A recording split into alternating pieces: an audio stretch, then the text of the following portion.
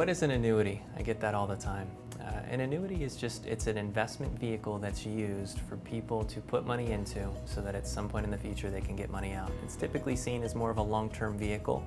I would think the big piece that people need to understand is that annuities aren't all one thing. Like some people come into the office and they sit down and they say, Travis, I don't want annuities because they have high fees. Well, there's a lot of different kind of annuities. Some of them have fees, some of them don't.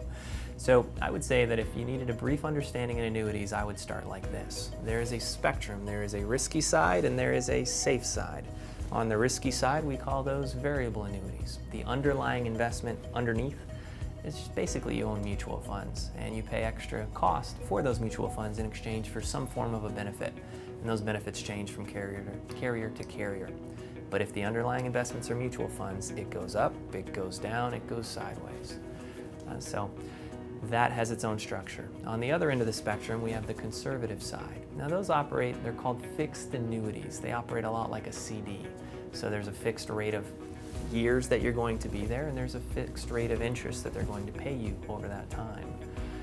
So that would be the more conservative blend. Typically there's no fees there, there's no real huge potential. The rate is what the rate is.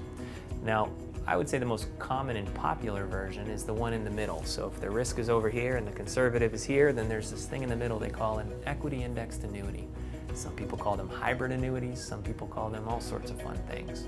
But at the end of the day, the way that it's most commonly sold is that if the market goes up, you get some of the gains. If the market goes down, you don't lose anything.